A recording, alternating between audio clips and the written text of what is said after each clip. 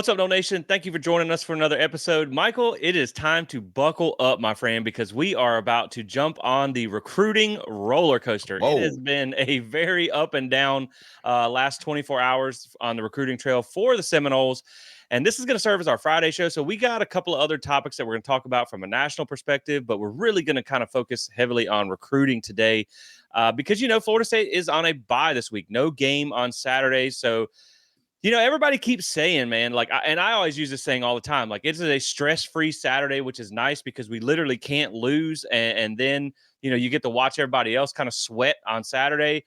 But daggone it, Michael, every time we have a bye week, we somehow find a way to lose by getting a decommitment. The last time I think we had a bye week, we had a decommit or a flip that week too. So That's I'm right. just going to there is no stress-free days with watching Florida State in 2024. But we did get a little bit of good news. So we're going to talk about that too. But yeah, man, just all aboard the recruiting roller coaster. But before we jump into that, my friend, how are you? I'm doing all right. We survived Hurricane Milton. And again, shout out to those who are still going through the devastation of that in the Tampa area, Sarasota area. Just know our thoughts and prayers are with you. Survived that and thought, you know what? It's going to be a really quiet weekend, Jesse. Like, no Florida State, so no stressing. And then, of course, last night the news breaks that we lose one recruit and then we gain another. I know. So, we're back to zero again. I know it's such like a bipolar feeling. Like 1 minute I'm like, daggone, we were out grocery shopping whenever I got the notification that the flip happened, and I'm out here like just mad. My wife's like, yeah, but you'll probably get it. I'm like, but this ain't good enough. This is not how you compete. And then Exactly. an hour later you get a recruit. So it's like, man, it's frustrating and exciting all at the same time. But that's recruiting, man. That's why, right.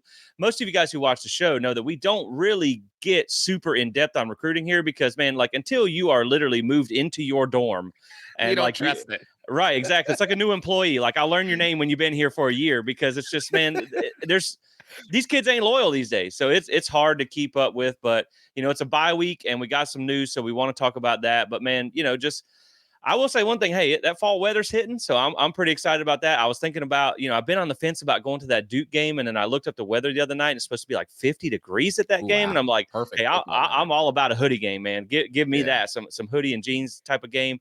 Because the last one I went to in Tallahassee was just a sweat fest. It was hot, so like I love games like that. But we appreciate you guys tuning in and staying engaged with us. I know, man, this has been a really long season. Not a whole lot of positive stuff to talk about. I just ordered a new smoker. I finally decided on one. So like I'm getting back into barbecuing, that's got my attention right now. So, I don't know what you're talking about, Jesse. The season has been super positive for me. I'm a 4-time national champion on my college football 25. So I don't know what you're talking about. I'm too depressed to even play the video game. I don't even want to hear it, man. I'm just like, golly, I don't even know if I could say Florida State on the video game. I still haven't played a lot, but I love tailgating and I love stuff like that. So man, I'm super excited to get back out to making some barbecue. So if that's something you guys are into, drop it in the comments what you guys think about that. But we're going to get into this one real quick, talking about recruiting. But before we do that, you guys know we got to start with a quick word from today's sponsor, and that is our friends over at Alumni Hall FSU. Speaking of that cold weather coming in, I just saw a notification that they got a new batch of hoodies in yesterday. That time's coming up. I mean, it's even going to get a little chilly down there in Florida. So make sure you go check those guys out. 1415 Timberlane Road in Tallahassee, or shop online at alumnihall.com. Navigate over to the FSU page and go get you some new FSU gear. Make sure that if you're over there, you save some money by using code SPEAR to save 10%. That's online or in store. So thank you guys so much for supporting those that support us. Now, let's talk about some recruiting. Michael, first things first, we'll just kind of get the negativity out of the way. I mean, I get tired of being negative on the show. We want to be positive, but we'll just talk about it because that's the order I have my notes in here. And that is 4-star wide receiver Dalen McCutcheon flips to Texas. Man, feels like Texas has taken about half of our recruits now. But man, I mean, this is the type of stuff that happens when you start 1-5. I mean, really, like if you look at it, and I know people are going to talk a lot about the NIL aspect of things, but really, man, like Texas, yes, I wholeheartedly admit Texas has probably one of the biggest NIL budgets in the country outside of maybe Ohio State because they have money and they're willing to spend it. But Florida State has a top 15 NIL budget. I don't know that this is a pure NIL play. I mean, you have a kid who's from Texas to start with. And then Texas is, they're up there, man. They're That's they're right. the number one team in the country, and you started 1-5. Florida State had the number one, like probably one of the best wide receiver classes in the country before you fell apart. And then once you started falling apart, the recruits went out. It's like they say, you threw the baby out with the bathwater. So like once it started happening that way, everybody just kind of left. And so that's what happens, man, when you start off terrible. So you do lose a 4-star wide receiver commit. Again, that's a kid that's from Texas going to a That's right. Texas school.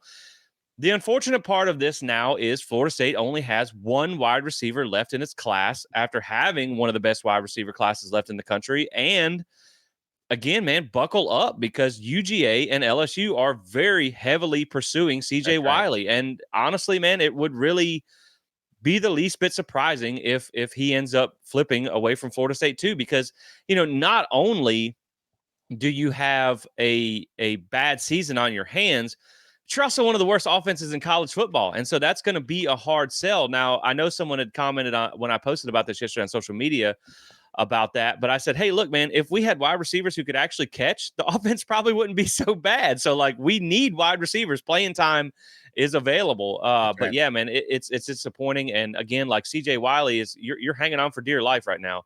Yeah. Or they got some new offers we're gonna talk about in a minute. But yeah, man, I mean this one, I'll kick it back to you on this. A lot of people will say that, like, okay, well, this guy didn't want to be a Nole or whatever. Now, screw that, man. Like, you need guys, you need blue chip players. That's the only way you get better. Like, I don't like it either. Kids ain't loyal these days. Money is an aspect in these things. All that is true. I'm with you there. Like, if you don't want to be here for 1-5, you probably don't want to be here to help rebuild the program. But at the same time, you got to get talented players in the boat. Like Georgia's not taking 3 stars with heart. Ohio State's not taking 3 stars with heart. You need big time blue chip players. And so this one and losing the other kid from South Carolina, it hurts, man. So Yeah, it does. um, you got to get guys in the boat. Yeah. Jesse, here's how I look at it. You ever go to a restaurant or somebody tells you about a restaurant, says, Jesse, you got to try this restaurant. It's a great restaurant. The food is amazing, right? And then one day you happen to be driving by and you look at it and it's a hole in the wall. Looks like people have been murdered there, like there are animals cooking the food for you, right? And you're like, there is no way I'm going to do that, right? And then one day, finally, somebody somewhere, or you're just desperate enough, you actually go try the food and you realize it's the greatest food you ever had, right? That restaurant right now is Florida State. Okay. Like it is terrible. It looks we got bad. like a C grade on the health score. Not even a C grade. It's a D grade. There's gunk hanging out of the door. There's flies. We're about to get shut down by the health department. It gets shut down. I mean, it looks terrible. And I imagine for recruits, I mean, you remember when you were a kid, right? Even you want to go to the best thing. You want to go to the flashy thing, the thing that you think is going to get you the most success. And for Florida State right now, I don't think for Dalen McCutcheon, I don't know. I'm not in the nose of this, but I don't think it had to do much. I'm going to assume it didn't have to do much with NIL. I think, as you said earlier, Florida State has a top 15 NIL budget. I think they can pay, not with the best of them like the Ohio States and the Texas, but I think they can pay in that top 15. Yeah. I don't think this has much to do with NIL. Now, there might be a little bit of it, but I'm assuming it doesn't. I think this has more to do with the fact that he committed to a nice restaurant and then it got shot up and it looks terrible. And now he's like, yeah, I'm going to go to that restaurant that looks really good, that's got a bunch of beef. They got Lamborghinis in the front of their parking lot. That's where I'm going to go. And it's in my backyard. Why am I going to go across the country where I don't know anybody? I don't have any family. And right now, I don't even know if those coaches are going to be my coaches when I get there. I don't know if the program is going to be successful enough. I don't know if they're going to have a quarterback that can actually complete a pass to me, right? I don't know if I'm going to regress and start dropping the balls like all of those wide receivers are too. So I think part of that is him just looking at the tea leaves and saying, you know what? I don't want to be a part of that place anymore. That place is not as appealing to me as it was when I first committed there. I mean, and then you mentioned CJ Riley right now on 3 Sports. Georgia has an 82.3% chance to gain his commitment. 82.3. He's from Milton, Georgia. He's also looking at that Florida State saying, this is not the program I committed to. These players are looking at Florida State thinking to themselves, man, I would have loved to have been a part of that. But if But if this is the trajectory you're going, I don't know if it's going to get any better. And it doesn't matter. I mean, yes, could Florida State say, you know what, we're going to pay each of you $2 million each to come here? They could do that. And there's a chance that they might commit to it. But you're But not that desperate. you're not, these players are not that desperate. They know they can get a good INL package at Georgia. They know they can get a good NIL package at Texas, and they can go be a part of something that's actually winning, right? Yeah. So if you can find both money and success, you're going to go there. And that makes sense for what's happening. I 100% get that. And I even meant like Florida State's really not that desperate. Now we feel desperate, but to pay $2 million for a high school wide receiver, I don't think so. Now maybe you pay that for an offensive lineman. That'd be nice. Or defensive lineman, I would go there too. But I do think it's right, man. I think really it's like kids want to be a part of something that they want to jump on a moving train. It takes a special breed of people, to be able to jump on something that they know is going to be a rebuild. And so I also think that the geography thing is a big part of it. I mean, again, like you look back to Malik Clark. I mean, that's a kid who was the number 1 player or number 2 player in South Carolina, decommits from you, commits, flips over to South Carolina. South Carolina probably doesn't have much of a better NIL budget than Florida State. South Carolina is not a team that's immensely more successful than Florida State. They might be having a better year this year, but that's not a top tier program. No. But it's in his backyard, and he knows that he can probably get a comparable NIL package there, and they're somewhat close to in success, and they're in the SEC. So like, again, if you're going to lure kids away from home, and granted, this is why I liked where last year they put a lot of emphasis on recruiting Florida and Georgia kids. That's right.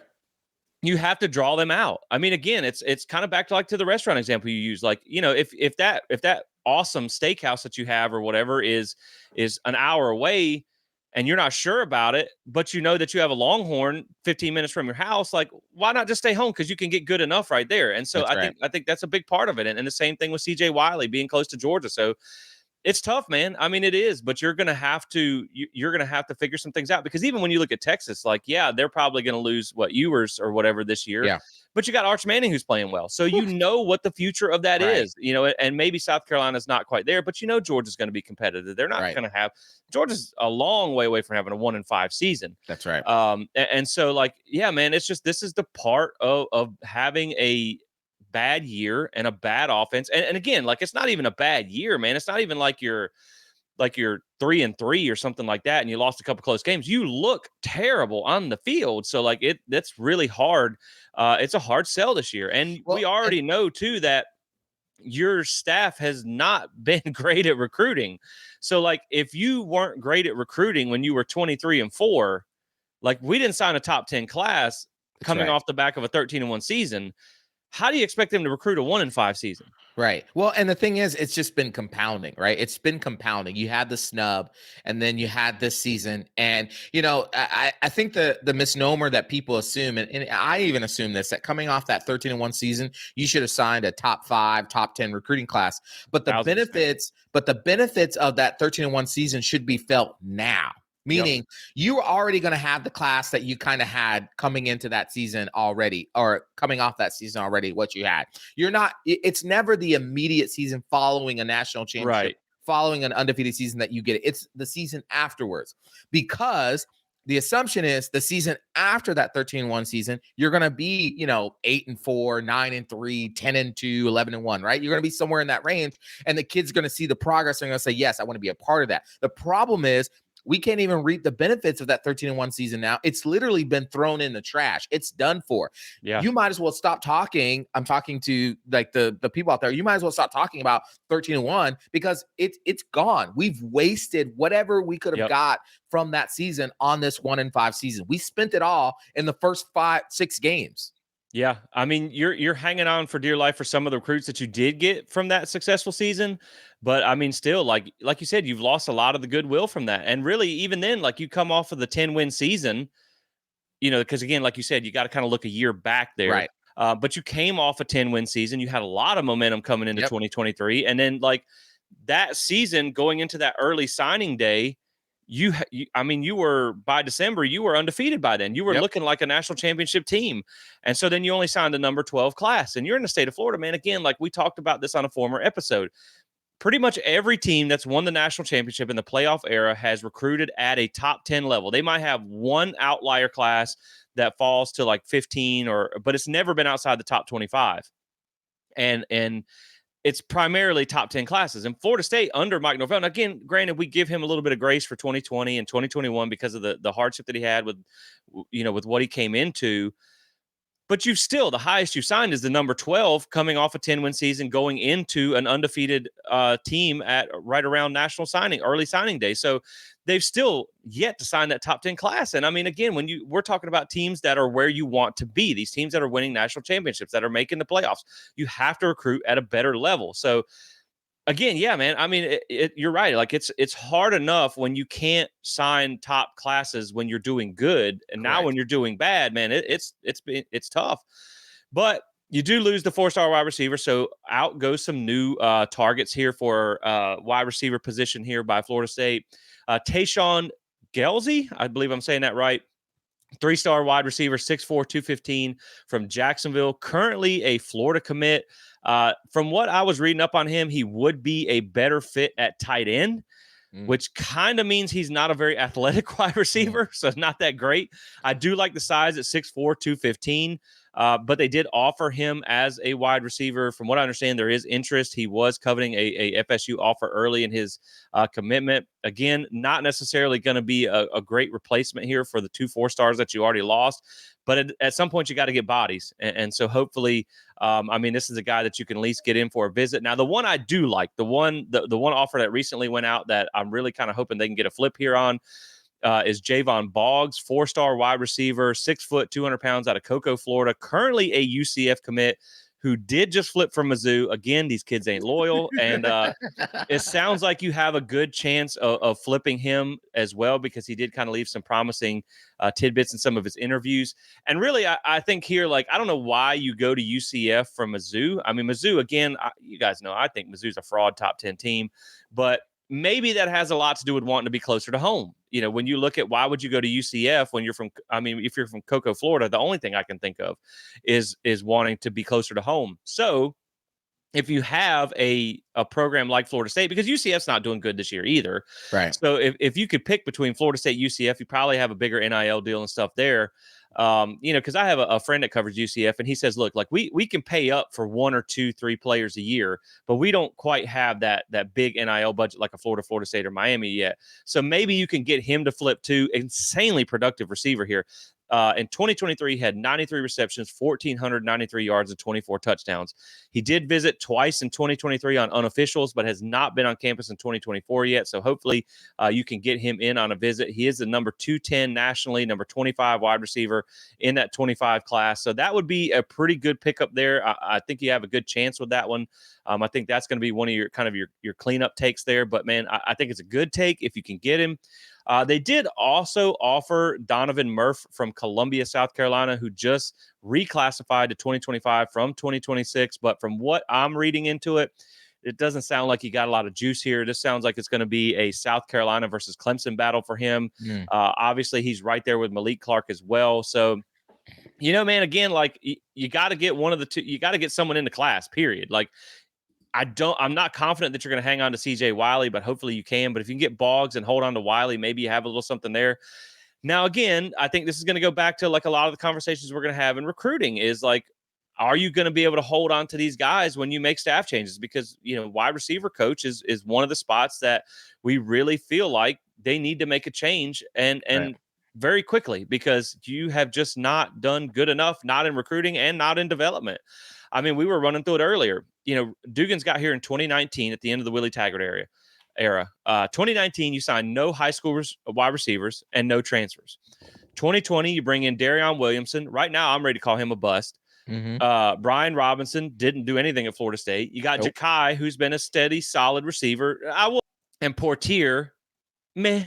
I can't really call him. I won't call him a bust, but I'm not even going to call him an average college receiver because he just doesn't have the production to meet that. You didn't take any transfers in 2020. So then 2020, you bring in Destin Hill. Granted, the jury's still out on him. You can't blame all that because he had some things that weren't on the coaching staff. Then he got injured. I think he's going to turn out to be a good receiver. Hopefully. That was a good get there. Malik McClain left, didn't really do a whole lot for you. Had one decent season there.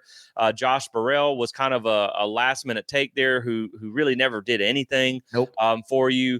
Then you brought in Andrew Parchment as a transfer from Kansas. I know they really played him up, really coached him hard. didn't really turn out to do anything. 4th and 14 though. However, 4th and 14, you will live in, we will hang the banner for you, Parchment, but that's about it. 2022, no high school wide receivers brought in, but you did take a big transfer class. You got Winston Wright. I'll give him a pass on that because of the car accident. I think That's he right. would have been okay had it not have been for that. Deuce Span, that's a bust. Johnny Wilson was obviously very good. I give them credit for that because They developed him. Right. They developed him. He came in, only had, I think, 237 yards the year before. Micah Pittman, Yeah. I won't call him a bust, but I'd say he was average. He was okay. It's okay. Went to Utah, didn't really do a whole lot there. Nope. Better YouTuber than wide receiver. No offense, guy. Sorry about that. 2023, you bring in Hakeem. That's a hit so far. Yep. I mean, which he hasn't really Well, done. He hasn't I don't know done if that's a hit. Yeah. He hasn't done a ton, but he's starting to look good. I mean, he was injured last year. Didn't have much of a quarterback this year. He looked pretty good in the game where Brock Glenn came back, or as the starter. So we'll see how that goes. The jury's still out on him. Yeah. Right. Goldie Lawrence transferred out. Didn't do anything there. Vandravius Jacobs transferred out. I think he's at South Carolina now. I think he actually is doing okay there. And then you brought in Keon Coleman. Great pickup. Great job picking him up. He was an NFL level wide receiver already. Right. So that's an NFL level guy that you didn't do anything for, and probably had a lot to do with NIL more than it did. I want to go play for Ron Dugans. Now 2024 is really where you made your hay. I mean, you got LaWayne McCoy. Yep. We've heard great things, but we haven't seen it yet. Correct. Elijah Moore. Yep. Heard great things. Haven't seen it yet. BJ Gibson, I think he actually did get on the field against Clemson. Have not seen much there yet. Camden Fryer, I think he's going to be good in the future, but that's a legacy recruit, so you were kind of a shoe in there. So the thing with that, though, with that class is like, we also heard good things about this offensive line. That's true. And then we saw it on a game day. So I still got to see it from them. But I do think those guys, I do think that 24 class is going to be good. I mean, I saw a video the other day of LaWayne McCoy in practice, and I'm like, what are we doing? Why is he not playing? Why is he not playing? I mean, he's out here making people miss. Then, of course, you bring in Malik Benson. I won't call Malik Benson a bust. I don't think he's as electric as you thought he was going to be. I think a lot of it, again, had to do with poor quarterback play. Yep. And then Jaylen Brown, I still think that's TBD because he's only a redshirt freshman. Yeah. We'll see. But again, man, so like when you look back, he's really only had one good high school recruiting class. And those guys are still all TBD right now. So, like, I think, man, you got to move on. And I will say this, and I'll kick it back to you, but not only are we talking about that from a recruiting perspective, but 2022 drop passes were a problem. They cost you the NC State game. 2023 drop passes were a problem. 2024, you lead the ACC in drop passes. Both of your quarterbacks at FSU hold 2 of the top 5 drop pass percentage spots per PFF. So, like, not one country, but 2 in the country. In the Power 4, you have in the country, basically. Right. You have 2 of the top 5 highest drop rates in Power 4. It's ridiculous. And you have the lowest catch rate in the ACC. Now, again, some of that can be attributed to poor quarterback play by DJU because of the inaccuracy.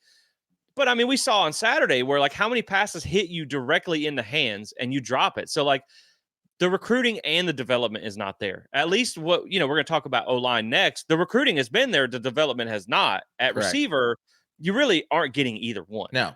I mean, like you said, this last class was your first actually really good wide receiver collection class. And to see the regression of catching, like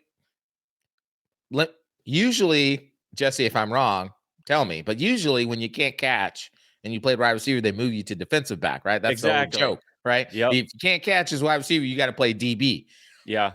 It feels like it feels like you mentioned this to me. I think it was either in an episode or in a text message. You mentioned how somebody had said that it looks like the receivers are fighting the ball. Yeah, Josh Pate said that on his national show. That it looks like they're fighting the ball, like they're trying to defend against catching the ball. That's a DB, brother. That's a DB. That's not a wide receiver. Why do we lead the nation? Okay. The Power 4, which is basically the nation to me. Why do we lead the nation in drop catches, drop passes? That's ridiculous. We are supposed to have some of the best wide receivers in the country, and we're regressing. Our hands are getting worse. Is that even a thing? Is that a thing? Now, again, like you said, DJU, was inaccurate in some. The 3 straight overthrows in the end zone, like totally understand that. But when the ball has been catchable, meaning in the radius of anywhere here, we're Yeah. dropping balls. And so to me, the Ron Dugans experiment, love you. He's a no-blooded. He Yep. went to Florida State. Man, love you in that sense. But the coaching aspect has failed. This is one of those short-term pains for long-term gains. You might end up, you're going to, I'm gonna just I'm be about to real. say you already got short-term pain. You already got short-term pain. You're 8 out of 10 chance you're about to lose CJ Wiley. I'm gonna just go ahead and put it out there. You're about to lose CJ Wiley to probably Georgia. You might as well just go ahead and make the switch now. You might as well just go ahead and fire him. Go get a recruiter who can. I mean, gosh, Ohio State's got Brian Hartline. Look at all of those kids he's developing at Ohio State. I mean, he's killing it with the wide receiver group. Texas and their wide receiver coach. They got Jamie French, who we were desperately on and lost out to. Like, we got to go get recruiters, and especially at that wide receiver position as well. And that's the thing, is you're losing a lot of really good players out of your own backyard that you should be landing. I mean, again, look at Jeremiah Smith. Like, the dude, I bet he has caught more one-handed passes than Florida State has caught passes this season. And like, Exactly. it's depressing to watch. And so, yeah, I think the recruiting and the development has not been there. So, I mean, really at this point, and what we're going to get in, this is going to be a topic of conversation when we talk about the O-line. But if you had Malik Clark, if you had Dalen McCutcheon, if you held on to CJ Wiley, man, I mean, I still think you needed to fire him, but you had a really good class there. Now that it's fallen apart, you literally have no reason to keep him. You have no reason. Right. And again, like we said, man, love you, mean it, Ron Dugans. You're an old-blooded. You were a great wide receiver yourself. So I don't know why it's not translating, but it's just not, and it's not good enough. And so you got to look at making a change there. And I think you need to go out and get a recruiter and a guy who can at least teach guys how to catch the ball, because it just looks bad. Maybe we need to move a DB to wide receiver. Who knows? They might can catch some. Can Charles Lester play wide receiver or something? Like, what are we doing here? Why aren't we going two-way with him? And again, you could say, you might have the argument for us. Well, Michael, Jesse, some of this has to be on the players. You're right. Absolutely. Some of this has to be on the players. Like, how are they regressing this bad? How are they not catching the ball? How are they not focused? But at the end of the day, the buck stops with the coaching staff. Right. The buck stops with Ron Dugans. He has to get his players to play better, to show up in those moments. And this is not just happening in the game. I mean, the practice reports that we read out there are a ton of drops happening in those practices as well too. So this is an epidemic that is now like cascaded itself across the wide receiver group. I mean, you saw it last year. There were issues with drops last year. I mean, go back and look at the ACC championship game for Brock. I mean, Keon dropped a wide open pass. I mean, there was no one around him. The ball literally hit him in his hands. It was a drop problem. We knew Johnny Wilson had drop issues before. I mean, this has now become, fool me once, shame on you. Fool me twice, shame on me. Like, this is now permeating throughout the program over the last several seasons. That this drop issue has gotten worse and worse. Right. Well, and I mean, again, like, you look at the recruiting aspect, you miss out on Jamie French, you miss out on Jeremiah Smith, you miss out on Travis Hunter, like, you miss out on Marvis Aaron Jr. Yeah, like all these guys that you could have gotten here who can catch. You can't land them as recruits, and then if they can't catch, you can't coach it out of them. So what are we doing here? And so, I mean, like, you just got to make a change there. But then we'll move on to offensive line. Now, we're gonna get a tidbit of good news here, but then we're gonna have a conversation that may not be the most cheery. But again, guys, I'm sorry. Like, we want to be more positive on the show, but there's only so much you can do here. But on the good side of things, Florida State does get a commitment from 4-star offensive tackle Mario Nash Jr. He did decommit from Mississippi State earlier, just not very long ago. Had a visit to Florida State at the Clemson game, had a good time there, and then ends up committing to FSU. Now, I think after the decommitment of McCutcheon, I think they pressed him, which is what they did with with Julian Armella. Whenever they thought that they were going to, I think, was that Travis Hunter the year? Yeah, I think they signed him. Yep. After he decommitted, I think they pushed Armella to commit so they could have some positive momentum there, to kind of cover up a black eye there. I think that's what they did with this one. I think they pushed him, or they paid him, or they dropped the bag, or whatever they had to do to get him in the boat to try and make that loss not look so bad, to kind of distract you. But either way, you're getting a good offensive lineman. And it's kind of funny. I was joking with somebody earlier. Like, I mean, we need wide receivers because obviously we just talked about how bad we are catching the ball. But, if I had to trade a 4-star offensive lineman for a 4-star wide receiver, I'd probably do it any day Yep. because that's where we need the most help. And that's where Honestly. it's hardest to find help in the portal is on the offensive line too. Good quality help. And so you do get Mario Nash, 4-star offensive tackle. He's listed as an interior offensive line on 247, but he's slated to be an offensive tackle. 6'4", 280, 279 nationally. Interior offensive lineman is ranked 14th there. He does play basketball and also competes in track and field. He was the offensive line MVP of the Under Armour camp in Atlanta this year. He did have offers from Tennessee, Ole Miss, Bama, LSU, and Clemson. I know he took an official to, I think it was LSU and Ole Miss. So like they were probably committable offers if they're taking you in on an official visit there. Yeah. Obviously, Mississippi State is one of the only teams that's having a worse season than us. So that kind of helps you out there. I think the thing with Nash right now is really you got to hold on to him. I mean, Yeah. you feel good that he committed to you when you were 1-5. So, like, obviously, if you lose again, it's not going to be like, oh wow, I can't believe they lost. Well, Yeah. we've lost about every other game, but Exactly. Mississippi kids are really hard to pull out of that state. Yes. So it is going to be a battle to hang on to him. But again, man, this is a good get for Florida State, and you have a really good offensive line class. Now, before we get into the discussion on that, I do know they also offered a recent Purdue decommit. Man, some of these names I wish I could pronounce. Takayan Whitset, 3-star offensive tackle, 6'5", 265. He is the number 48 offensive tackle out of the state of Tennessee. NC State will be a contender here. He did take it official to them, and they made a good impression on him. But 3-star offensive tackle, not what you need, but you're taking bodies. At the same time, you have a really good offensive line class now, and that's kind of what we're going to get into. This is the hard part about the end of the season, right? This is a conversation that we've had before that we're going to kind of get into again now is like, what do you do with Alex Atkins? And, you brought up a good analogy the other day where you say, do you suffer the short-term pain to go for the long-term gain? And I think with Atkins, that makes a lot of sense. But at the same time, when you look at this, really one of the only ways to fix this offensive line is to get blue chip offensive linemen in here that can play. Yeah. And so right now committed, you have Solomon Thomas, 5-star number 1 offensive tackle. Like to get him and keep him on this team in this class would be massive. That would be absolutely huge. Then you have Peyton Joseph, 4-star, number 10 interior offensive lineman. And of course, as we just mentioned, Mario Nash Jr., 4-star, number 14 interior offensive lineman. It does sound like some of your offensive linemen are the guys that are committed in this class that don't seem to be going anywhere.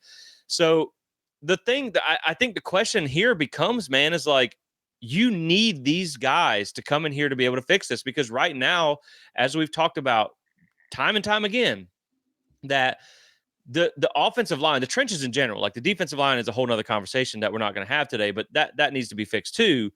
But the offensive line is your glowing problem, and it has to be fixed. Yeah. The thing is, Alex Atkins has actually been a good recruiter. Like he's signed a ton of blue chip offensive linemen. This is one of his best classes that he's had since he's been here as far as quality goes. It's not the biggest, but it's a very quality class. But he hasn't developed any of them so far. I mean, Jalen Early is the only one that really looks like he's got any kind of promise. Andre Otto is a guy that is starting for you now. And I do like that 2024 class with Jonathan Daniels, Itiati, Ty Hilton, Jaden Todd.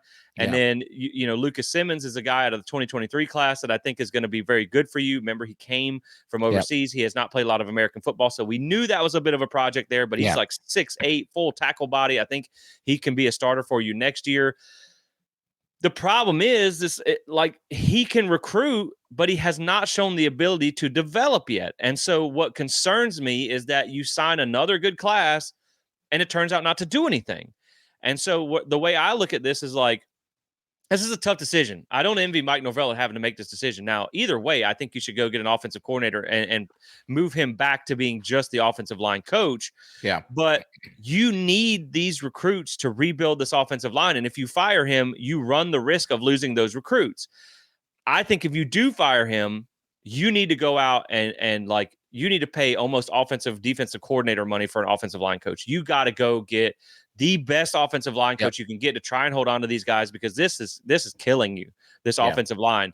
We talked about, like, you're probably not going to steal Georgia's offensive line coach, but you need something like that. Like, Go get Iowa's offensive line coach. Go get Wisconsin. Give me some of that Midwest beef. A guy who can recruit that area because it's been bad, and so you need it. So it's like it comes down to you need this level of recruiting, but do you? I mean, let's be honest. Like he has the worst offensive line unit in the country right now. Right. So how do you Right. bring him back for another year?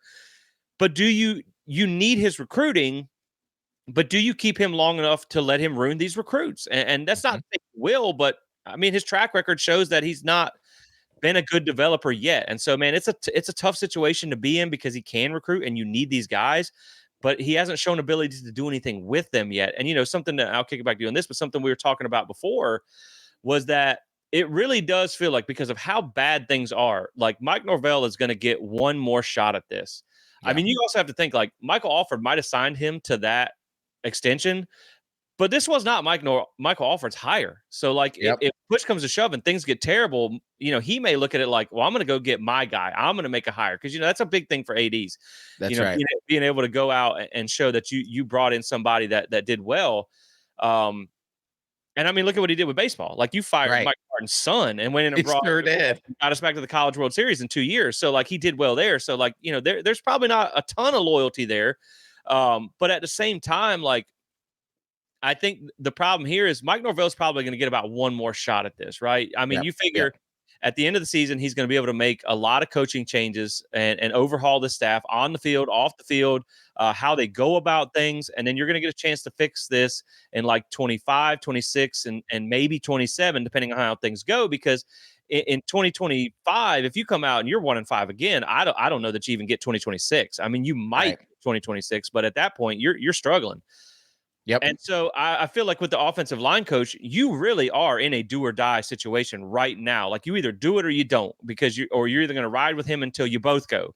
Because if you change right now and you go get somebody new, you have a chance for someone to come in and have 2 to 3 years to fix this. Right. If you don't change because you want to hold on to the recruits, because again, man, it's a lot of this, like a lot of the offensive line is coaching, but a lot of it is just having dudes. Like That's right. again, Georgia, Alabama, Ohio State, they're not rolling out well-coached 3 stars. They're rolling out 4 and 5 stars. That's right. But No, at you're the right. same, the last thing I'll say is like at the same time, if you don't change offensive line coach right now, then in 2 to 3 years, if this product still looks like it does, you're probably both going to be out the door. And so this you really got to kind of decide like, are you going to roll with Atkins or are you not? Now I'm on the side of letting him go and taking that short-term pain. But man, it's so hard when you look at the poor recruiting or the development that has led to a lot of recruits leaving. So you don't even have a lot of the good recruits that you've even signed on the roster anymore. Right. To Yeah. risk losing Solomon Thomas, Peyton Joseph, and Mario Nash, that's going to be a massive loss. Yep. But man, I mean, you got one of the worst offensive lines in the country this year. They've regressed since 2022. I just don't know that you can bring that back. Yeah, no, I agree. I think, man, when you look at this offensive line over the last several years, and you did an incredible episode on this, so I encourage you guys to go back and check out that episode Jesse does. I mean, because he goes into clear cut detail on the problems with this offensive line. This is where I came up with the notion of short term pain versus long term gain. And yes, you do. You have a really good so far offensive line class coming committed for next year with Solomon Thomas being the number 1 rated offensive tackle. You got Mario Nash. If you lose Thomas, then forget about it. Then forget about that's it. the only reason I'm hanging on to him, really. And I understand that. I totally can understand that because you worked really hard to get him. The only way to fix this problem is by getting better offensive linemen in the fold to try to get the trenches much better. The problem is that we've gotten other good offensive linemen in the fold. We've gotten them here. Now, I will give the benefit of the doubt of like early on in the 2020 to 2021, you just had to get bodies. You just had to get bodies. And so maybe some of those bodies you got weren't Florida State quality bodies. That's why they didn't work out. But man, when you go through the list, Jesse, it is like receipts at a murder trial. You know what I'm saying? And it's bad. It's bad. I mean, Robert Scott, I mean, he was good for 1 season. He's been injured. And since he's been back, hasn't been good. Thomas Schrader, gone. Zane Herron, gone. Lloyd Willis, gone. Rod Orr, gone. Brian Estes played one game, whatever. Julian Meadow, the gem of the class of the 2022, I think it was, class, whatever it was, hasn't played a lick. Hadn't even got on the field yet. Jalen Early had the highest PFF grade in the game this season. So there you go. You got one. Daltrey Richardson, gone. Sapp, gone. Woody, gone. Charleston, gone. Lucas Simmons has yet to play, but we know that's a project. Andre Otto started the last 2 games. Daniels has yet to play. E.T., yet to play. Helton, yet to play. Todd, yet to play. That's not even counting the transfers that you brought in. Dante Love-Taylor, Dylan's Given, Jazz Turstein, Dimitri Emmanuel, Ira Henry, Dante Lucas, Jalen Gross, Kalen Lyles, Bless Harris.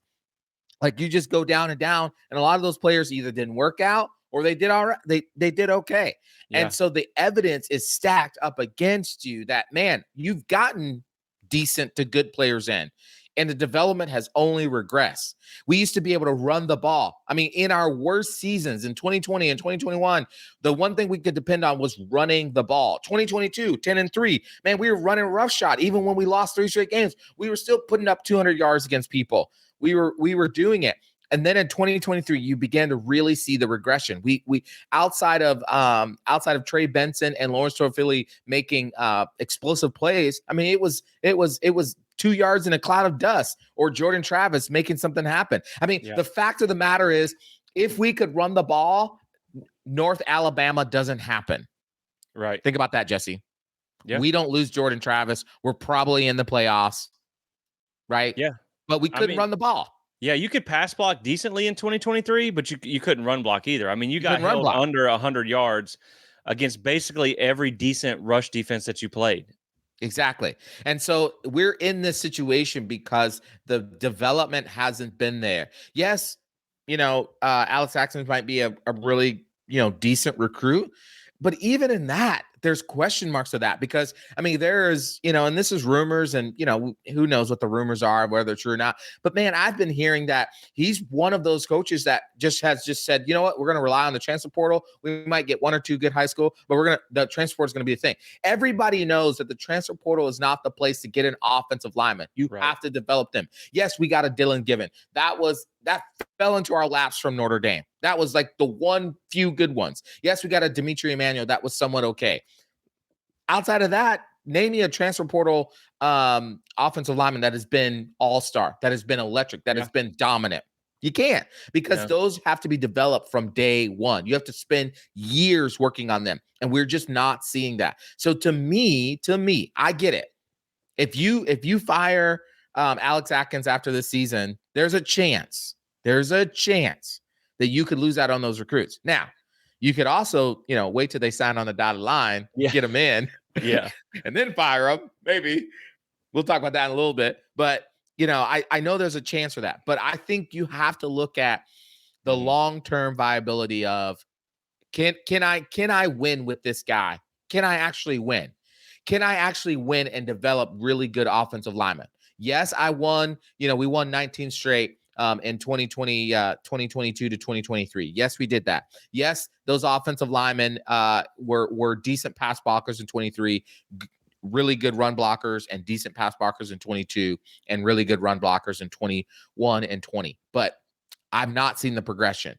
The other side of this also is too, that Mike has to consider is, I maybe got one, like you said. I maybe got 1 to 2. I'm gonna be generous. I'm gonna say he has two seasons to get this cleaned up. I think he does. I think he has 2 seasons. Once he makes changes, you got to give those changes time to cook. Exactly. So I think he's 2 seasons, and I think in his mind he's thinking, knowing Mike and his pride, and as a coach football, right?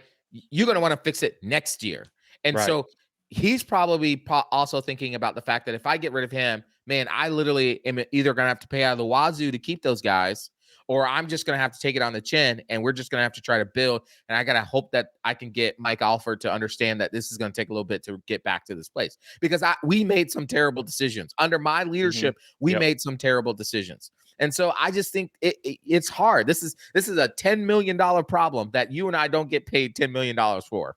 No, I agree. And I really think the thing is, like, when you look at it, you feel good about some of the young pieces you have at receiver, quarterback, and tight end. So really, the offensive line is the one place on the offense that you don't feel good about. Yeah. Yeah. And if you land these three guys and you have enough that you feel okay about rebuilding the offensive line through with a Lucas Simmons and a Jalen Early and some of these guys, but these guys probably aren't, even if you sign them this year. Now, I think Solomon Thomas is a guy that may be able to start for you next year. But again, you're looking at guys that are probably at least 2 years down the road if you can get them in. But again, yeah, I mean, you think about like even the transfers. The best offensive lineman you've had under Alex Atkins has been Dylan Gibbons. And he was 3 years at Notre Dame. So I don't know how much you really developed him. And he was a late take anyway.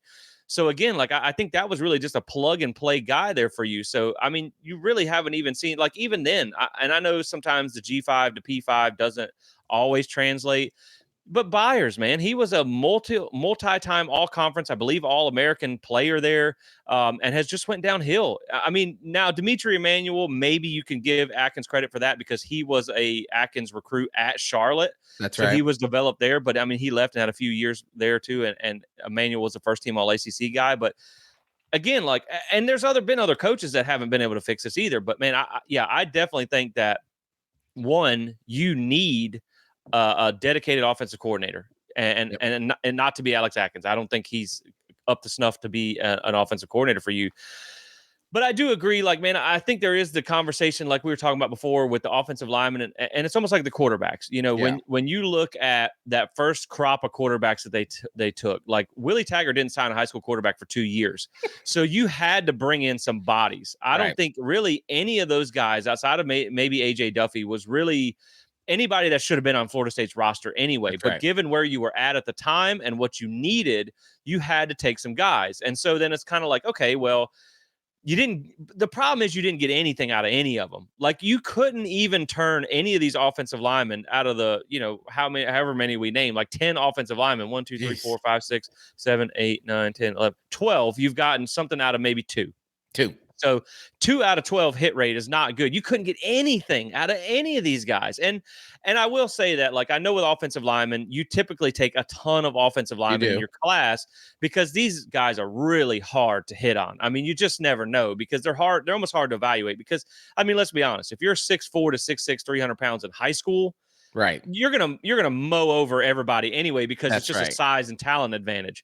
But maybe a lot of the guys that they took early on just weren't that great, but you got nothing out of any of them. And I think the same conversation comes with the quarterbacks. Like you got nothing out of any of those early guys. Now you have Right. 3 on your roster that you feel like you should get something out of. And again, Tony Tokarz was not your quarterbacks coach for all those busts. He was off the field, and off the field coaches weren't allowed to coach until this year. So that's why I think he's okay because he did something with Jordan Travis. He, DJ was beyond help, and then Brock Glenn looks pretty good so far. So I don't know, man. It's tough to say, but like, what if you hang on to Alex Atkins and he brings in more blue chip recruits but gets nothing out of them? That could cost Mike Norvell his job.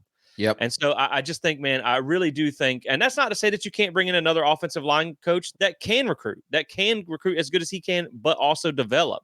Right. That's So what we need.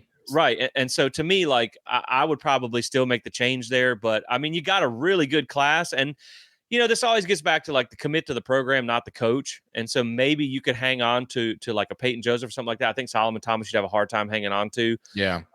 But we'll see, man. I mean, it's a tough situation to be in. We don't, like you said, we don't make 10 million to make that decision, but he can recruit. I mean, I'll give it to him. Yeah. The man can recruit, but if it doesn't translate to anything on the field, then it doesn't matter. It does Exactly. not matter. And so really to look at Tribe 25 overall, man, it's just disappointing. Like right now, when you look at the 247 composite rankings, you're at 37th.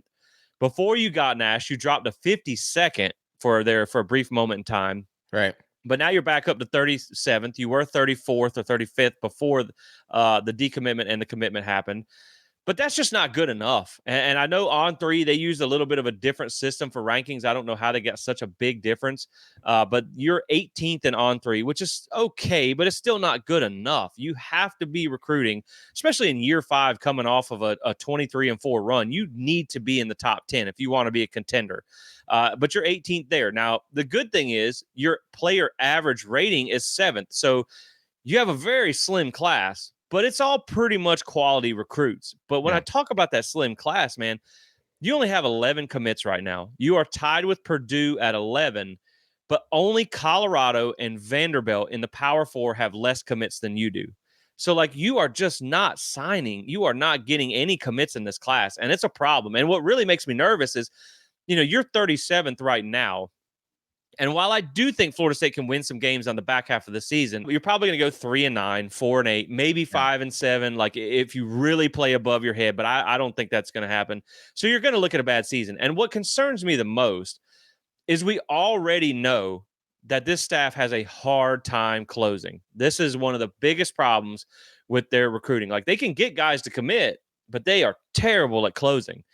And so even if you got the guys that you have now, because we talked about, again, it's a small class, but a good class. How many of these guys are you going to lose on signing day? Yeah. Because it's going to be tough, man. And if you get one or two guys flipped, this class is going to be in the tank. And again, like we said, for the 20th time, like if you want to compete, if you want to be a contender for conference and championships and playoffs, you got to be recruiting at a minimum of a top 15 level. Really, you need to be in the top 10. And right now, the best class you've had since in 5 years since they arrived is 12th. And so you're just not getting it done. I mean, again, coming off a 13-1 season after a 10-3 season, and you're 37th, that is terrible. And Right. so again, with an 11 guy class, even if you add a couple to this and keep everything you got, you're going to have to go take 10 or 15 transfers, which is exactly what we said you didn't need to do, because now, again, you're building a foundation from the transfer portal. So, I mean, again, man, it's just the recruiting has been the biggest misstep by the staff. And that's why I think you got to have so many changes on here. So, man, I mean, give me some thoughts on the overall class, and then we'll move on from the recruiting topic. But yeah, I mean, it's a problem. It's a big problem. And again, it's a roller coaster. You lose one, you get one. But regardless of the fact, man, 37th in recruiting is not going to get it done. No, it's not. And like you said, we've only regressed. We were up this trajectory, and because of what's happening now, we're headed down the trajectory again. We're going backwards, which is not what we're supposed to be doing. And I'm not saying you can't give up on this class, but this No, is not a at all. lost class. Yeah. We need to call a spade a spade. This is a lost class. Meaning, and what I mean by that is, unless you somehow miraculously win out, right? You win the last we're at 6 games. Let's see. Yeah. Then you're going to have very little momentum, because this is likely, in my mind, a 2-10 team. I think I only see one more win until I see what this offense can do. And we talked about this in our other show.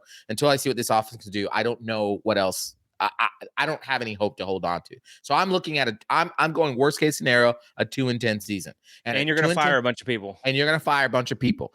So at a 2-10 season with a bunch of people getting fired, at minimum, at least 3. There should be at least 3 people. If there is less than 3 people fired, we're going to have problems. Okay? We're getting the pitchforks out. Exactly. So at minimum, 3 people are getting fired. That's not even counting all the people on your recruiting staff that are behind the scenes that probably need to be looked at as well too. Yep. All the people on your support staff that need to be looked at for evaluations, because they missed on evaluations this last season. That's not counting the fact that you need to look at your health and nutrition staff, because dadgummit, we have way too many injuries. And this has been 4 years in a row that we've had at least 6 or 7 that have season-ending injuries. What is going on? Yeah. So there's a lot of firings that need to take place. There's a reset of this program. And so when you look at this class, it's a lost class. You don't give up on it. You try your darndest to go get go spend some money and go get the best players you can possibly get. It doesn't mean that you need to go portal crazy and bring in 20 to 30 players. I don't think you need to do that. I still think that, Jesse, you and I have maybe the right idea, which is, man, go spend that money on the high school recruits. Go overpay for some really good kids right now. Yeah. And then go get 5 to 8. I upped my range a little bit. So 5 to 8. Transfer portal, can't miss, day one starters. That's going to help you bridge the gap until you are able to rebuild from this devastating of a season. Yeah, no, I agree. And really, almost one thing that makes me worried that we're getting these offensive line classes like we are is that'll be an excuse to hang on to Alex Atkins. Oh, and so maybe, we'll see how many people Mike fire. But no, I agree, man. I think the 2 things that are most important right now is Mike Norvell needs to get involved in these recruitments, because he is going to be the one thing that's going to be there. And then 2, like you said, man, you might have to overpay for this class so you can hang on to them, because daggone it, you got to sign somebody out of high school. And so we'll see. But yeah, I know I do agree. I think you're going to have to up that transfer portal number because right now you're not going to have enough high school guys to fill a Right. class. And so I think you may end up looking at needing 10 guys in the portal because you just don't have enough high school guys that you can sign. So That's right. it's going to be interesting, man. And I would almost, I don't know. I mean, I'm less high on the portal than I used to be, but at the same time, if you're going to talk about just taking a bunch of 3 stars, man, then go find me some impact transfers Exactly. and pay up for it the best you No, can. And that no, may you mean can't letting some take guys walk too. exactly. You cannot take 3 stars. I make sure you guys hear us say this. We're not saying go overpay for some 3 stars. No, no. We're saying No. go find those high 4 stars. Man, find me a 5 star and just say, look, I know we had a 2-10 season. I Yeah. know it looks bad. I got 2 million right now Yeah. And I because think you you're can, part of the solution. right. I think you can have a couple of 3 stars, but they're going to have to be very well evaluated 3 stars. Exactly. You can't rely on anybody else. I need Mike Norvell to be watching them practices and them tapes and them games and know who you want. But Exactly. the last thing before we move on from high school recruiting is actually something that's going to change with high school recruiting. They are doing away with the NLI, not to be confused with NIL. I'm sure a lot of us would rather see NIL go away than NLI. But after 60 years of being in 60. place, Oof. it is going away. And a lot of this is something that is moving more towards with that House settlement that's That's expected to right. be passed. And it's going back and forth now, but to be passed and put in place.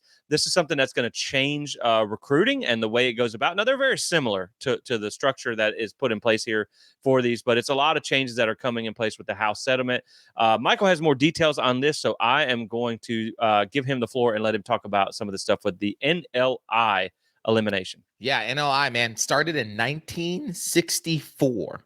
Was a contractual agreement between the recruit and the school, basically saying that you're going to come here, and that in a lot of ways that the school kind of owned its right to you, at least for that first year. And then if you wanted to, you could go into the transfer portal, right? But then back in those days, you had to sit out. Yeah. If you were in transfer, you had to sit out a year unless you had a extenuating circumstance for you to be able to have immediate eligibility. Well, after 60 years, like you said, they're now getting rid of the NLI, National Letter of Intent. And basically what's going to happen is now what is replacing that is the financial aid agreement that players were already signing. So what they were finding was, and this was happening way more in basketball than it was in football, was that basketball players didn't want to sign NLIs. They wanted to sign financial aid agreement because financial aid agreement basically secured your scholarship, but it didn't lock you to that school. So if something happened, if you wanted to get out, if a coach left or you changed your mind or something happened, you could just get out of it because it's a financial aid agreement. You can get out of financial aid Right. agreement. You couldn't technically get out of the NLI. What they're also end up finding is that the NLI, National Letter of Intent, is basically was an illegal document because there was no consideration for the recruit. It was only consideration for the school. It didn't lock the school in to keeping your scholarship, but it locked you in to staying a part of that recruiting class. And so they're getting rid of that. And what's going to happen is players will now sign just the financial aid agreement. The hope, what they're speculating is that the financial aid agreement will now turn into an official contract between the school and the player. So now both parties actually receive consideration. The school receives consideration from the player, meaning the player gets to use their talents for the school. And then the player receives consideration from the school, which means the school pays the player. And so that this is where the contracts are going. And this is, like you said, this is all in connection with the House settlement that, like you said, was going back and forth, but the judge finally officially agreed to a idea of the settlement now. And now they're just fine tuning some stuff. And part of that is that the players will now go with the NCAA to Congress to advocate for making this settlement a law, which will then and bring in probably what we're fast tracking towards is unionization with the players and the schools, creating a collective bargaining, which is why these financial aid agreements are going to be attached to that. Now, that's the granular hope, Jesse, of all of this, right? Financial contract, financial aid agreement, no law, both parties, school and player gets consideration. That's going to take about 2 to 3 years for that to actually officially be like the full thing. In the meantime, as you and I both know, that coaches and agents will take full advantage of the situation because when a player signs a financial aid agreement, it does not lock them into the school. So for instance, Solomon Thomas could sign a financial aid agreement on National Signing Day, whatever it is. Sign it. Hey, I'm going to Florida State. And Georgia, now, according to the NCAA, when a player signs a financial aid agreement, it's supposed to, and I quote, prohibit other schools from recruiting communications. Okay, that's what the NCAA said. But you and I both know that if Solomon Thomas signs his financial agreement, Georgia or Alabama or some other school will contact Solomon Thomas's parents, grandmas, uncles, and says, hey, we have X amount of dollars for Solomon if he will renege on his financial agreement. And it will go up through the line back to Solomon Thomas, and Solomon Thomas could potentially not sign with Florida State because the financial agreement removes any liability for that kid that has to come. Basically, the school doesn't own his rights anymore. And so schools are going to take advantage of this. Hopefully, Florida State's also taking advantage of this at some point, right? Yes, please.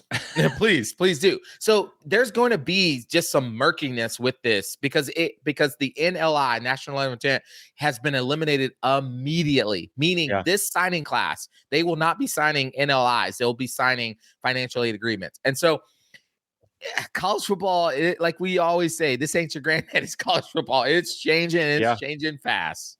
Yeah, and tampering has been around with the portal and all this stuff, so it's going to stay. And I mean, it's going to be like now you can't even feel confident when they sign the letter on signing day. You got to be nervous until they enroll and they're on the team. And even then, like this new trend of players redshirting with the intention to hit the portal at the end of the year, man, it's crazy. I mean, this is insane. But this is what happens when you don't have anybody governing college football except for the weak NCAA who does nothing for anybody.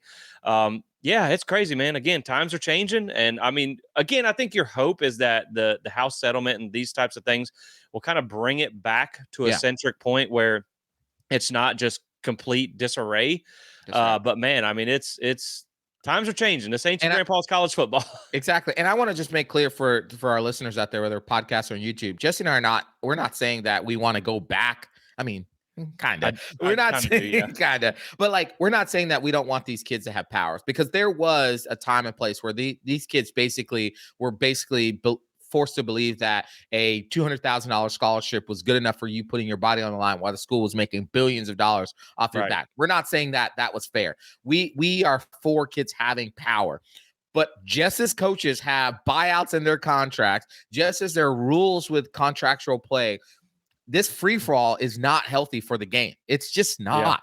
And there needs to be rules in place. There needs to be a commissioner. There needs to be boundaries. There needs to be collective bargaining. There needs to be an agreement that if you show up and you sign this paper and we pay you money, and by money, I mean your hard money, Jesse, my hard money. We're paying to show up. We're giving money to the program. When we do those things, man, you are obligated to perform what we want. If not, we can boot you.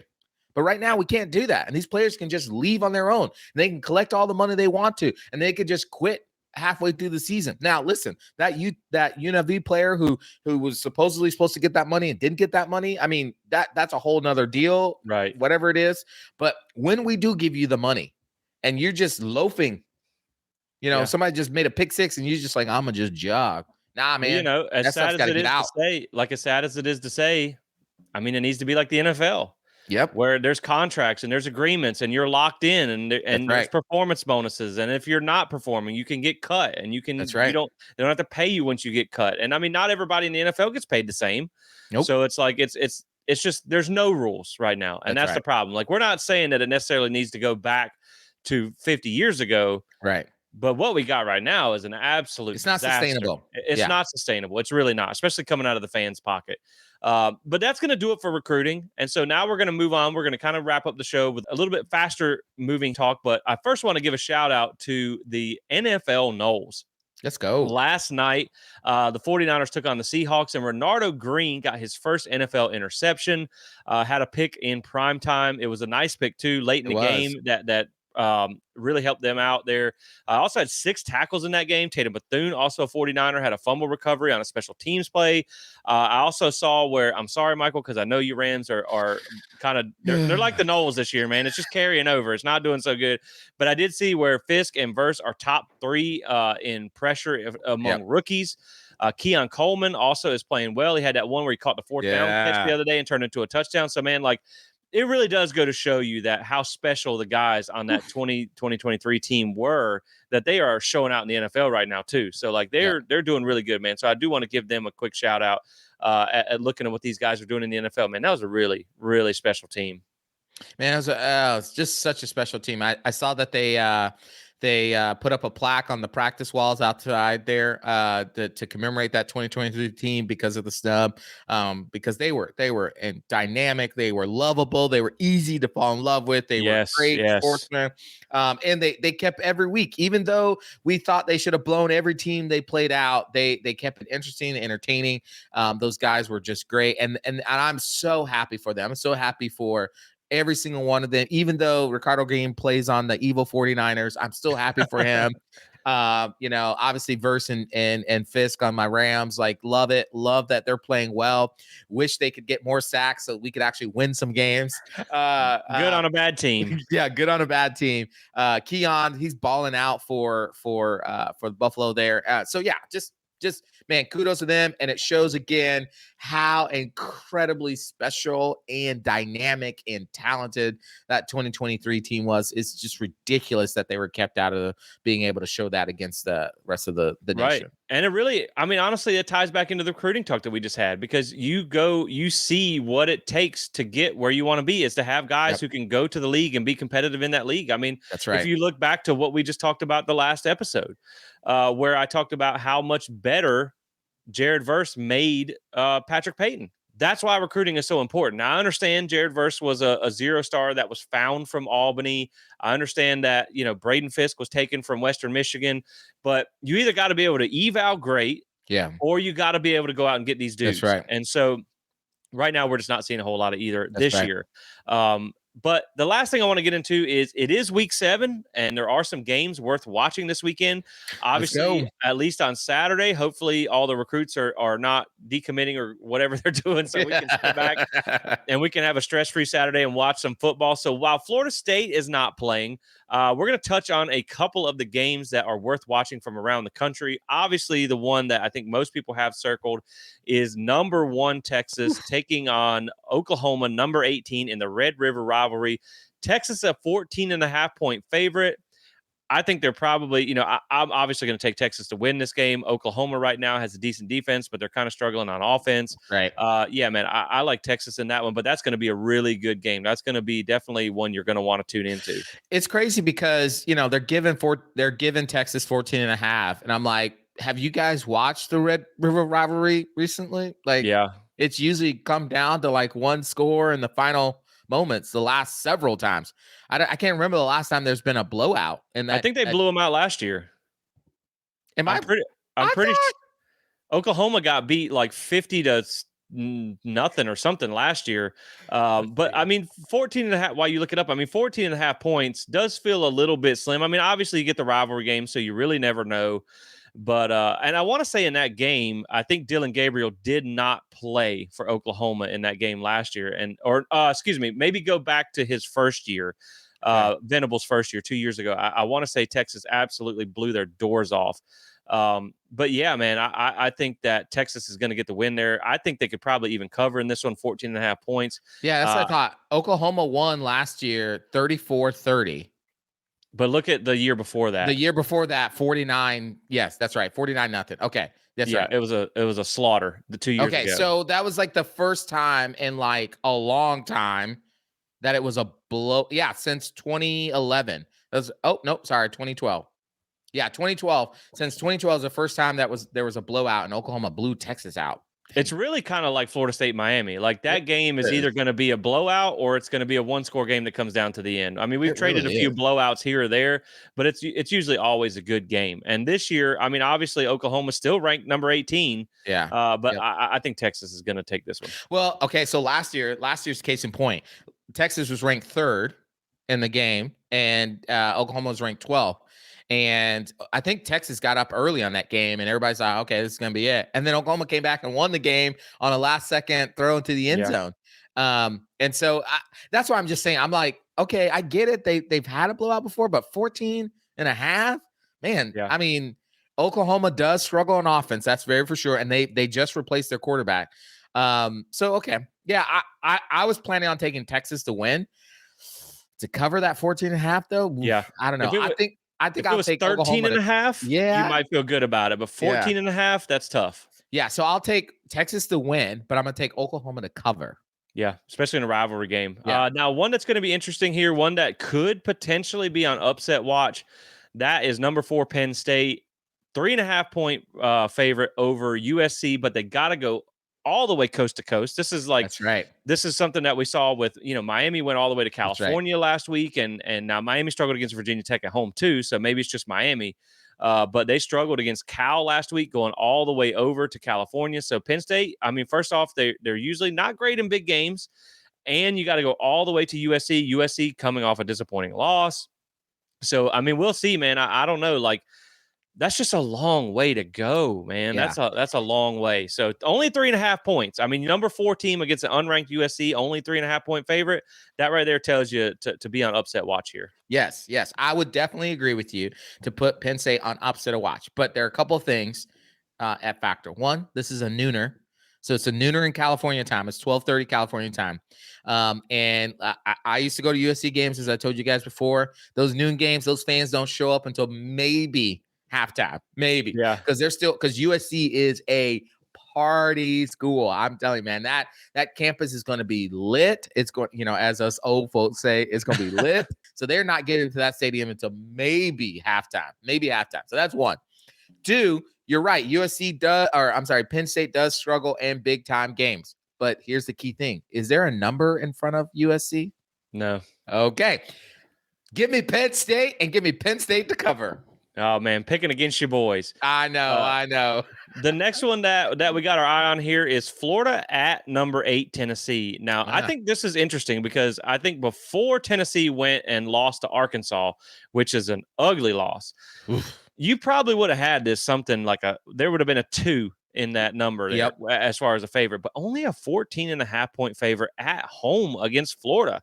Yeah. Surprisingly, Florida actually has a little bit of momentum. I mean, they lost to Miami, which was a good team.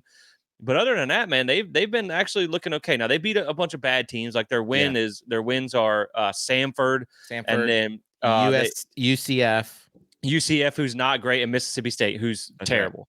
So they haven't really beat anybody good. So I'm obviously not going to pick Florida in this one. I'm going to pick Tennessee. I think Tennessee will cover. I think they'll bounce back. Man, I just think it's kind of like, wow, that 14.5 number is a little bit surprising in Knoxville. Well, I mean, I think, you're right. Of 14 and a half in Knoxville, that crowd, that fan base, that atmosphere is wild. Yeah. And so I think what you saw is that Arkansas exposed a little bit about that offense. They were able to shut that offense down and keep it under I think they only scored 14 points in that game. Yeah. I believe. And then remember, they only put up 25 against Oklahoma's defense. Exactly. After putting up a bunch against NC State. And so I think if Florida can come out and play an inspired game on defense, that game will be close for a little bit. But man, I'm telling you what, if Tennessee is like a snowball, it really is. If they can get it going, especially in that atmosphere, let me make sure. Yeah, it's a night game. So in that atmosphere, if they can get it going, they'll blow the doors off of Florida. But if they straunder around like they did with Arkansas and keep Florida in this game, and Florida can play somewhat of an inspired game on defense and just make just enough plays on offense, you might flip over to that channel and it'd be a tight game going in the fourth quarter. But I got Tennessee. I'll take Tennessee. And I'm going to take them to cover just because it's a night game in Neyland Stadium. And I've been in that stadium at night. It is wild. I'm going to take Tennessee and to cover too. But, man, how insane would it be if Florida did pull the upset? That would be I don't want that to happen. Let's not talk about it because we don't want that to happen. No. The game of the week, of course, is going to be number 2 Ohio State finally playing a team with a pulse. Only a 3-point favorite, but they have to go on the road against number 3 Oregon. This is an actual conference game now, so it's going to be interesting. You remember a while back. This is back when old Crystal Ball was at Oregon. The last time they played, I believe Oregon did pull the upset there. I remember watching that game. They pulled the upset against Ohio State. Again, Ohio State looks like probably one of the best teams in the country right now. That's why they're ranked number 2. Only giving 3 points in this one, but especially when you talk about an Oregon team that struggled against Idaho, that struggled against Boise State, and then finally kind of started to pick up some momentum and become the Oregon we thought they could be. But Yeah. Ohio State just hasn't played anybody yet. And that's really what you saw like with a couple of these teams early in the season where you just beat up on a bunch of really bad teams. And then when you actually like Ole Miss again, beat up the best team they played all season was Wake Forest. Then they go and play Kentucky and they lose because they just ain't played nobody. And Right. so this is going to be interesting to see how Ohio State does when they play an actual comparable opponent. But I still think, even though it's at Oregon, I think Ohio State is the better team. I think because they played a bunch of teams, they're in rhythm. Oregon has struggled too much. Man, I'm going to take Ohio State. I'm going to take them to cover, but I don't think it's going to be a blowout by any means. I think Yeah. Oregon has finally started to find their footing, but I still think Ohio State's a better team, and I think they win this one. Yeah, this is good. This is a really good test, obviously, for Dan Lanning and the Ducks there, to see, are they more closer to that team that really struggled early this season? You're like, what is going on? Or are Yeah. they the team that we've actually seen of late as well? Obviously, Ohio State has this is, like you said, their first opponent against somebody with an actual pulse, an actual opportunity. They're going on the road to Autzen. Autzen is wild. Believe it or not, as small as that stadium looks, it gets really, really, really loud. This will be Ohio State's first true test. I just think Ohio State has too much on Yeah. Oregon right now for them to pull this out. So I'm going with Ohio State, and I'm going to take Ohio State to cover the 3. So the over and under right now is 54.5. So you're looking at either a 27-24 or a 30-27 type game.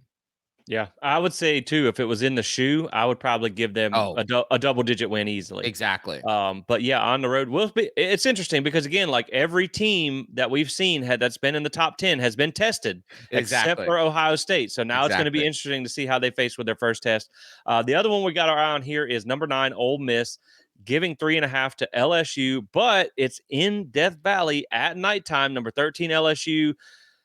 Ole Miss just got exposed by Kentucky. LSU is still just kind of, man, that's not really going the way they hoped it would.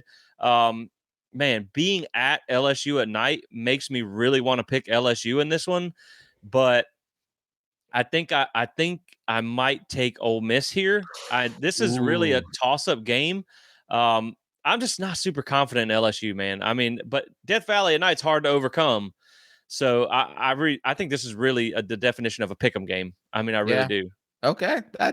Listen, I have bought into your hype. Well, You told me. I will say the one thing is Ole Miss lost the first tough team, not tough, but Kentucky. They lost the first good team they played because of Kentucky's defense. Kentucky's That's defense right. is pretty good. That's right. We know LSU We don't play know. no defense. That's right. That's right. You're right. I was going to get to that, but I bought into the hype. You said LSU at night, one of the best, if not the top 5, top 2 best environments in the country at nighttime. I believe it. And LSU has not scored less than 34 points in 4 of their 5 games. They only scored 20 against USC, but that was the opening game. We all know Brian Kelly sucks at opening games, right? But they scored 44 against Nichols. They scored 36 against South Carolina. They scored 34 against UCLA, and they scored 42 last weekend against South Alabama. Ole Miss All does not terrible teams. all terrible teams. Ole Miss does not play great defense as well, as we saw against the Kentucky game. If you go back and watch that. I think this is going to be a slobber knocker, as the old Jim Ross of WWE used to say. I think it's going to be a barn burner. I think it's going to be up and down scoring because LSU does not play defense. And LSU right now, what'd you say was the spread? Ole Miss 3.5 point Ole Miss underdog three and a or half. favorite. Yeah. Favorite. Ole Miss is a 3.5 point favorite. Give me LSU to win and to cover. I think it'll be up and down, but I think LSU will get will have the ball last, and they'll score a touchdown to win the game. This is going to be a fun game to This is watch. gonna be Like a fun if game. you can only pick one, that's going to be an offensive explosion. Now watch, Yeah. it'll probably be like a 14-10 win or whatever. So that's probably the way to go, but it'll be fun to watch. And that's going to do it. But the other one, just as a Florida State fan, what you might want to keep your eye on here is Georgia Tech, a 4-point favorite at UNC. That is a noon game on the CW. Whew, that's tough. Man, we got to get out of this conference. Yes. But that is something to probably keep your eye on because we did play Georgia Tech already, and we still have to play UNC coming up. So that's going to be one to just keep your eye on, see how that one goes. maybe do some early scouting on UNC. I do think Georgia Tech's probably going to get the win there. But yeah, man, that's going to be one you're going to want to watch. Florida State's on a bye this week. Duke's on a bye this week. Miami's on a bye this week. So That's right. there's a couple of really good games to watch. I mean, there are, but that's just going to be one to kind of maybe keep your second TV on Yeah, just to keep see in how mind. UNC does. Yeah, keep in mind UNC has lost three straight. Remember, they got blown out by James Madison 70 to Yeah, 50. Can you believe I'm saying that? That that's insane, UNC man. got blown out by James Madison 70 to 50. That's They lost insane. they lost to Duke 21 to 20 when they had Duke beat. They had them beat Yeah. and then gave up 21 straight points and didn't score. And then they lost to Pitt 34-24. So I got Georgia Tech winning this game. It is on the road. I don't think that matters when you get beat by James Madison at home with 70-50. Yeah, I got Georgia Tech winning this game. Yeah. And so that's going to do it for this episode, guys. Make sure you tune back in next week when we have a football game to talk about. It's Florida State Duke, Friday night primetime game in Durham. I think you guys are going to want to see this preview because I got some notes here. I got some things I've been cooking up. I think Florida State has a real opportunity to win this game. And the sneaky suspicion that I have here, and I don't want to spill the beans until we get to the preview, but let's just say I was onto something against Cal and it worked out. And so I'm onto something here that I think is going to be an opportunity to Florida State to win this game. So make sure you tune into that episode. Can't wait. It's going to be a fun one. I'm pretty sure I'm going to be at that game. So if you're planning on being at that game, make sure you find me and give me a goal, Noles. Drop in the comments if you're watching on YouTube, if you plan on going to that Duke game, if you're from the Carolinas. But yeah, it's we just wanted to come on and touch on some recruiting here. It's been an up and down week. Obviously, for Florida State, it's been a really up and down couple of years. But man, that's a recruiting roller coaster. That's the way it goes. Yeah. That's why we don't put a lot of time and heart into it. I know people love recruiting. Some people hate recruiting. Man, it's just really hard to hit your wagon to because it is such a wild ride. But yeah, I mean, so with that being said, we'll kind of close this one out here. We appreciate you guys tuning in. Make sure you check out Alumni Hall FSU. Like we said, you can turn the bye week into a bye week and go buy you some FSU gear with Code Spear to save 10%. Drop a like and subscribe if you're on YouTube. A rate and review on the podcast would help us reach other people. We've had some really nice comments lately from some people that we really want to give a shout out. We want to say that we really appreciate the kind words from you guys and seeing those that share about the show on social media. We're still trying to grow. I know it's a bad season. It's a hard time for growth for us right now, but we really appreciate you guys for sticking with us through the season. We're going to stick with you guys. It's not what we want to talk about. No. But we're going to keep showing up and talking about it. So obviously, definitely appreciate you guys. Again, Unlike our team, we respond. Exactly. We'll show up on Saturday, even if they don't. Exactly. But we do appreciate you guys. And like Michael said in the opening, for those of you in Florida who are going through some things, I know one of our listeners is, man, our prayers are with you guys and our thoughts as well. So we're just glad that you guys are safe. But yeah, that's going to be it for this one. We appreciate you guys tuning in. We'll catch you on the next one. We'll have that preview out for you early next week because it is a Friday game. So we're going to try to get it out a little bit early. So make sure you're on the lookout for that. So thanks for watching, guys. Until the next one, as always, Go Noles.